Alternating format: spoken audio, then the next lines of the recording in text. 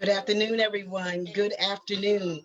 This is a great day that the Lord has made, and we have chosen to rejoice and be glad in it. I am Portia Wheatley. I am the founder and the president of a nonprofit organization acknowledged as Trophy of Life Incorporated. And we are so glad to have you with us on today. What we're going to do is bring in our co-host, Takira. Hello, everyone. My name is Takira Swan, and I'm so happy to be here today. We have an amazing guest for you who is full of energy. I've known him for quite some time. And before we get started, I just want to direct all of our viewers to go to our YouTube page and to subscribe. You are a part of our team, and we're trying to take this message across the world, and we cannot do it without you.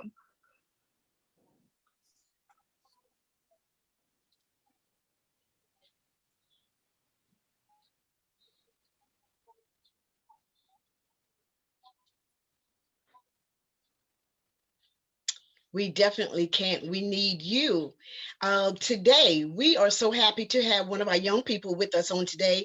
There are times when, though we have dedicated Saturdays to the voice of the next generation, there are days that some of their schedules just doesn't, you know, coincide with ours. So we have to bring them in when they can. And today is one of those days when Micah can. In the person of Micah Early. Hi, Micah. How you doing today? I am good. I am good. I'm so glad you're with us on today.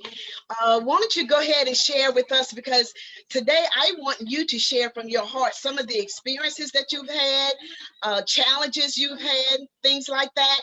But I know it's going to be a great one, a great share. So go ahead and do that thing. And we want you to also encourage other Black men out there, other young Black men that this message will help them, give them hope, encourage them, inspire them. I know some of your story. Don't know it all, but I know some of your story, and you're a great young man, and I thank God for that. Why don't you go ahead and share? All right, thank you. Thank you for having me today. I guess I just start with growing up. I had to deal with a lot of things health-wise, like asthma. Also had to deal with epilepsy, dealt with mental health issues such as depression and anxiety, and that kind of pushed me into a lot of things that weren't always positive. I will always try to find outlets. I will always try to find ways to make myself feel wanted, make myself feel secure. And it came through forms of not always having the right friends. It also came through forms of not always doing the right thing, acting out at times, doing things, trying to get attention, doing things to try to make myself known. And it wasn't always like, it wasn't an easy road, especially not with the health problems like asthma and epilepsy, always being in and out of the hospital. Be times where I'll be in there for like months or weeks at a time. And it kind of killed a lot of my childhood. It took away a lot of time for me to be able to experience life and have fun. So when I got to the age where I can actually start experiencing life and having fun, it wasn't always in the most positive ways. It didn't always do the best things or didn't always put my best foot forward. So then that is, as I got older, I started looking at things a little bit differently, and I began taking my walk with God a lot more seriously. I actually started taking my walk with God a lot more seriously right before I graduated from middle school. Had a really bad asthma attack and ended up in an intensive care unit. I honestly thought I wasn't going to make it. It was just really a really bad experience. And I'll never forget. It was this one night I was laying there and I felt like I was just slipping. It's like everything started to get light. My whole entire body was in pain, constant aches all over the place. It didn't feel like a normal asthma attack would. It felt like something different.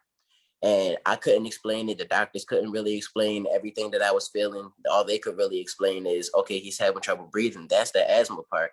But no one knew what else was going on. Nobody could figure out what else was going on. And I just kept hearing it. I just kept hearing God saying, pray, just pray, just pray, just pray. And then I went to sleep. And as I'm sleeping, it's like, hey, those pains and everything just started getting worse. And it was almost like a part of me was starting to leave. And out of nowhere, I just wake up and I just started to pray. And I'm telling God, like, I don't know what's going on. I don't know what's happening to me. I don't know why I'm feeling like this. I don't know what's coming next. I don't know what's happening, like what is going to happen. I don't know where to go from here.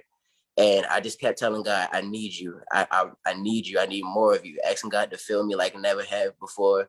That was actually my first time actually praying and interceding on my own behalf. Yeah. And actually being in a deep type of prayer. And I haven't done it really often since then, but I try to make sure I do it when it really, really counts, and not just the times where I need anything. But like, I make it a point to, since that day, I make it a point every day when I wake up. If I don't do it out loud, I make sure I do it in my head. I thank God for always giving me another chance at life, always giving me a chance to live, breathe, and speak and experience new things and learn new things. But that day, I'll just never forget it, because as I began to pray, everything started to change. The pain started to go away. Um, my breathing got better. I was only in an intensive care unit for probably like 2 days, and that's only because of protocol. They have to watch me for 24 hours. My breathing started to get better. Pains began to go away. I wasn't having any unexplainable symptoms. It wasn't anything going on with me that couldn't be explained by medicine. And I heard God tell me, he said, what you were going through wasn't just a natural sickness. What you were going through was a spiritual sickness. God had allowed me to get into a place where I had no choice but to call on him and to ask him for his help, because that was something only God could heal. It was a part of me that only God could have fixed. And I pushed it off for so long that God had to make it portray itself in a physical way in order for me to call on him and to ask him for help. And one thing I want to definitely share with everybody is, don't let your situation get to a point where you have to begin to feel it physically, but where a spiritual battle has to become a physical battle in order to call on God and ask God for help in that time. When you feel yourself getting into any point in time in your life where you can start and you can tell that it's not a natural thing, because it's not an explainable thing. Nothing that's going to happen spiritually is going to be able to be explained naturally. It's always going to have a supernatural explanation. And with a supernatural situation, it's always going to need a supernatural response. You can't respond to supernatural things naturally, because it's not going to resolve it. It's not going to make it any better. The most it'll probably do is procrastinate the situation and make it worse. So with God making me have to be at a point where my supernatural situation became a natural situation, for me to understand that these are the times when I need to call on God, because you can't fight a supernatural battle naturally. It's never going to work. Even though we serve a God that never loses, we as humans can't fight a supernatural battle naturally. These are the times where we would have to go to God, turn to God, and we would have to begin to fight in warfare in a different way. And I didn't fully realize it. Sorry. I didn't fully realize it at that age, because I was still stuck in, hey, I want to do this. I want to do that. I want to do this. And then even with things in society and the way things were going outside of church and outside of school, and how I had to adapt to the world that was around me.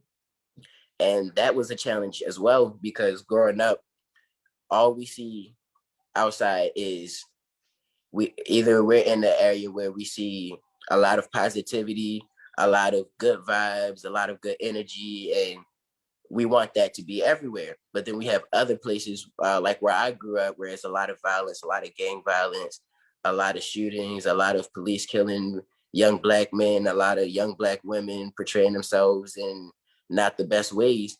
And it becomes like, it hits you really different when you're really young and you see two different things all the time. And then even at home, you'll also, a lot of times you'll see two different things. You'll have mom who's one way and you'll have dad who's another way. And it hits you differently, because it puts you in a place where, which one do I follow? Do I follow this one? Do I follow that one? Do I follow mom? Do I follow dad? And it doesn't really affect a young person especially in our generation, it doesn't really affect us in the best way, because then it tears us into so many different directions, where in the middle of all that, we're still trying to figure out who we are for ourselves before we can try to see who we have to be for this person and that person. And we start to try to fit all these different groups. And that can push that could push a person like myself. It did for me. It pushed me into depression, and it pushed me into anxiety, pushed me to have very low self-esteem. It pushed me to be very confused about myself and the things that I liked and the things that I wanted to do. It pushed me to know, it took me to the point where I had to see a therapist. I even ended up going into the military. That's part of the reason I went, because I needed to find me for myself. It pushed me to doing a lot of different things just so I could find out who I am, seeing this therapist, seeing that therapist, taking this medicine for anxiety, still battling with my health issues, still trying to find out who I am and where do I fit in the world. It was a lot of things that played a part into it. And then with my interest, I've made so many different plans with life and tried to pursue them all. And it didn't really end up going the way I planned it to. I tried to go in and be a mechanic, and that fell apart. I tried chasing music full time, and that didn't really get me where I wanted to be. And the amount of time that I wanted to get there, like I still do it, and I will always continue to do it, but it just wasn't. It didn't go how I wanted it to at that exact time. So then it pushed me to having another plan. So then I ended up joining the military, went there, and I loved everything about it, and then ended up coming back home. So that when I first came back home, it kind of affected me, not in the best way, because it put me back to that place. Where do I fit? Where is it that I can get in the world and make a difference, do something positive, do something that mattered? And I can definitely say it affected me the way it did, rubbed off onto the people that are around me that cared a lot about me. Um, because I unintentionally pushed people away, because I tended to close myself off, not talk about the things that I'm feeling. I would, just out seclude myself or exclude myself. I'm sorry, and that I had to learn the hard way. Well, not really the hard way, but I had to learn that it's definitely a lot better to talk about the things that we're feeling as opposed to hold it in. Because when we hold it in, it doesn't really come out in the best way when it does. Mm-hmm. um and I see that it's really common among people my age, younger, even people who are a couple of years older than us. But it's really common that we tend to hold on to our problems and we don't talk about it. We just lock it in and roll with the punches, take things day by day, one step at a time. And I definitely encourage everyone in our generation and the generation behind us, and even those few individuals in the generation ahead of us, to find an outlet, a way to let out the things that we're feeling. If we can't necessarily always talk about it, writing definitely helps with me.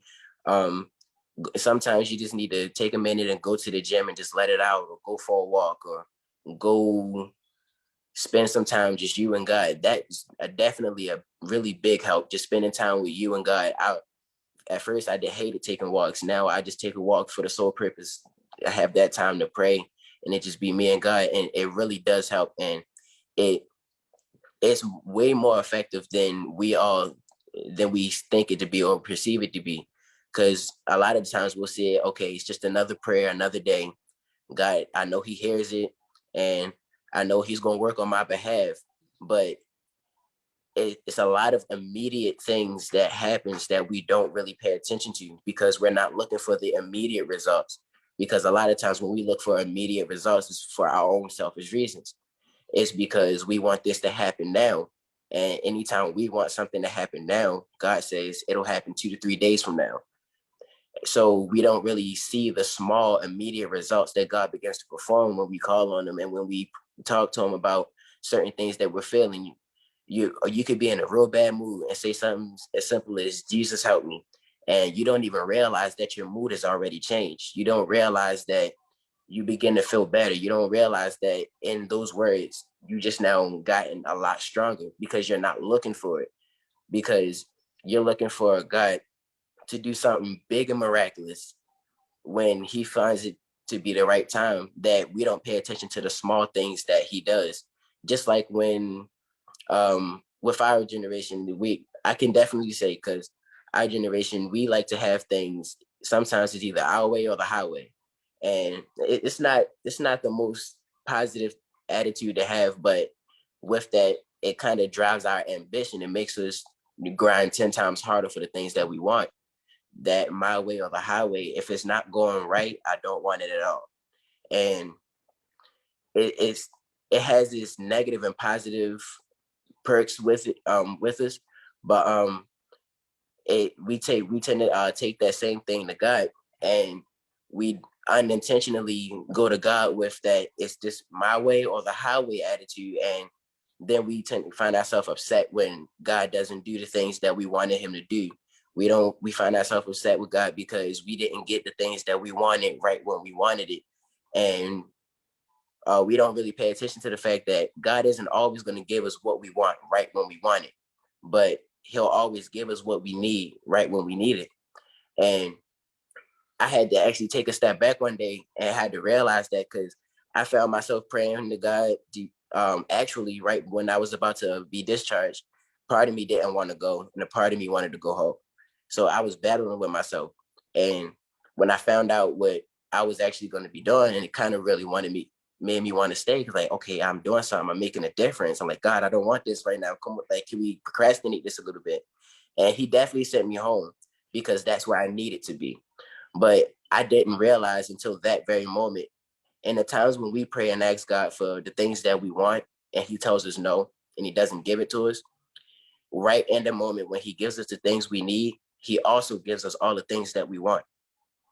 God is like, and it's just because God works in mysterious way. He's just that miraculous, and where he'll know exactly what we want, but he won't give it to us right when we want it. But once we hit a certain point in our lives when we need something, and it's a crucial need, he'll give it to us in a heartbeat. He'll give us those exact things that we need. And with him giving those exact things that we need, he'll also throw in the things that we wanted. And we don't pay attention to the fact that not only are we getting what we need, but we're also getting the things that we wanted. And we're not paying attention to it because it's now overclouded by all the things that we need. And oh God, you're a miracle worker, God. You're marvelous, God. You're amazing. And that's where we get caught and we get stuck. And I'm not saying it's a bad place to be, because it's definitely a great place to be, to know not only what God can do, but to know who God is for you in your life, and the way that he helps you and the way that he works for you in your life. You should always know who God is before you know what God can do. You got to know who God is before you know how he can affect you positively or negatively. You have to start off by knowing who he is. And we don't really realize that not only is the God the giver, our provider, and the giver of what we need, but he's also the giver of the things that we want. And we end up getting the things that we want because throughout our journey, we start off with total faith. And then we hit a season where we have wavy faith. And then we hit a season where we start to pull ourselves together, and we get back into the face of God, and we come back stronger than we did when we very first started our walk in our first season. And when we end off with that unwavering faith, that unshaken faith, knowing that God is going to do exactly all the things that he had promised and all the things that he said he would do, we get to that place where we're now, it's nothing that can stop us, nothing that can get in our way, it's nothing that can get in between you and God. And those are the places that God wants us to get to, but not just get there for this certain amount of time and then slack off. Those are the places, that's where he wants us to stay. Like, and it's definitely, it can be a hard thing to do, because as a human and as a person of flesh, you're going to want to do this, you're going to want to do that, you're going to want to go out and have fun and enjoy life. But what we tend to do is sometimes we go out, we enjoy life. I do this a lot. Sometimes we go out, we enjoy life, and we unintentionally push God to the back burner. We push him off to the side. Like, I'll pray later. I'll talk to God later. I'll read my Bible later. Hey, I got to go to church on Sunday anyway. And we unintentionally do it, not because our hearts are in the wrong place, not because our minds are in the wrong place, but because we're thinking through our flesh. We're looking at things naturally as opposed to looking at things supernaturally. And then we go out, we have fun, we enjoy life. And then we hit a situation and then we approach it wrong. And we approach it wrong because we haven't been in the right place recently. We haven't been fighting in the spirit. We haven't been in our word. We haven't been in the face of God. So it makes it hard for us to decipher natural things from spiritual things. We'll look at a person and think that, oh, this person just got some problems whole time. This person is battling with some things spiritually, and you could have been the person that helped them. But because we allowed ourselves to get into a place of just doing whatever we want because we have free will and we push God off to the side, it makes it hard for us to battle the right way. And our generation, we do it a lot because we have, and in our generation, we face a lot of expectations from the generation before us. It's like the generation before us set out a good path. They set out a good example, and they want us to follow in the example.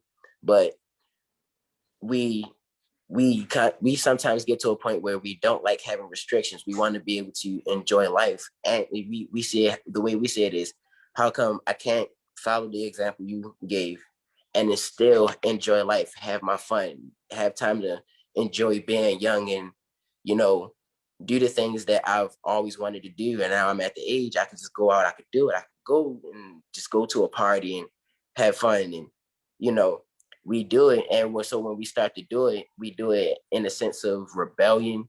And that's when we kind of get lost in it, because we get out, we having fun, we're in the world, we're figuring ourselves out, we're figuring this out, we're figuring that out. All right. And then we look back and we got all these expectations to meet. So now we're trying to work real hard to be the perfect person to meet the expectations, which then when we do that and try to have fun at the same time, it makes us unhappy because we're like, do I follow the expectations and just try to be the most perfect person I can be? Or do I just be who I am and make my mistakes, learn from my mistakes and grow from there? And I had to learn for myself. I'd rather go out and make my own mistakes and grow from there than to try to follow a clear-cut expectation set by the person before me, because those expectations were made from their experiences and the things that they've gone through in life, the things that they've learned, the wisdom that they've gained. Now we can take the wisdom that they have and apply it to our lives, so that way it can help us in some of our challenges. But when we try to completely follow in the footsteps of the generation before us, it loses us, because we're now trying to avoid the things they went through, and then we fall into things of our own, and then we don't know how to handle it because we're more focused on being like the person before us as opposed to being who we are and who God has called us to be. These are two different walks that we're trying to walk, and they clash with each other. And I have a question. So what would you say to someone of your generation, like you just say, if they're losing their way, what would you say in like a couple statements to them to encourage them, to just try to build a relationship with God like you have done, to hear his voice more clearly and to pursue their journey that they need to do to walk the straight and narrow, I guess you could say, instead of trying to live two lives? What word of encouragement would you say to them? Well, first and foremost, I definitely say that prayer is a very big thing that you should do, because when you pray, you're not just talking to God about your problems, but prayer can be a lot of different things, and it doesn't have to look a specific way either. A lot of times when I pray, it's just like I'm having a conversation with God, and you can literally ask God questions. God, what am I supposed to do? God, what do you want me to do? God, what is your objective for me today? And prayer and reading the Bible, definitely. Now, it definitely, to a lot of people, can seem boring, but if you actually open it and you actually get into it, it's a lot more interesting than you think it is. And me, sometimes I tend to read the Bible like it's a book. I would start from Genesis and just keep reading chapter by chapter. Or if you have the Bible app on your phone, you can do the verse of the day. Take that verse of the day and then just read the entire chapter, read that entire scripture. And I feel like for our generation, that is something that we should do. One, because it helps us. It's a way that we can understand it, especially with us having a Bible app on our phone, because we all got a phone and we always on it. So you could take 5-10 minutes out of your day to look through the Bible app, get the verse of the day, read that entire chapter, and then just try to apply it to the things that you're going through, apply it to your life. Because when you do that, once you start hitting these different obstacles in your life, you'll know how to navigate it because you're now in the right place. Your heart and your mind, your body, spirit, and soul is all in alignment with God's will for your life. That's how you walk your journey. That's how you learn more about yourself. That's how you learn more about God. That's how you know how to navigate through life, not by trying to walk the life of someone before you, but you're now walking your own life. You're making your mistakes. You're learning from your mistakes. It's making you into the person that God has called you to be and the person that you see yourself being. I think that's a great answer. So, one, we really want to thank you for coming on our broadcast today. You're growing into such a wonderful young man. And for everyone listening, share this video. And for our younger generations, like you said, if you feel like, you're lost, you don't have your way, even if you aren't a believer, doing those things that he said, like, taking a walk, listening to your heart, trying to figure out, who you are, but still being respectful. And, like you said, the past generations have some wisdom to offer. There is a way to respect those ideas and those wisdoms, and still find your own way and be who you're supposed to be.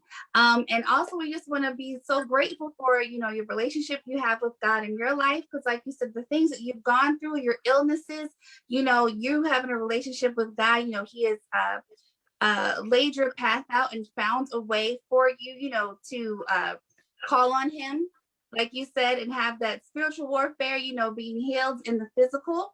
So we just want to be thankful for that as well. And let me see. You have any other points, Miss Portia, to say? I don't know if she can hear us on her end, but we just want to really thank you so much for coming on our show today. And just one last quick word of encouragement to all of our followers out there. Just, if you are not a believer, it's completely fine, because our broadcast is for everyone here. But if you are a believer, just focus on your relationship with God. If you're not, stay positive, to walk your own path and your own journey. And like he said, those things will work out on its own. Before we go, I just want to remind everyone once again, please go to our YouTube page to like, share, and subscribe. We have some amazing content for you every day. We are here at 1:00, and we will be here again tomorrow with another amazing guest. If there's no other comments that need to be said, we will see you tomorrow at 1:00. You guys have a great day. See y'all.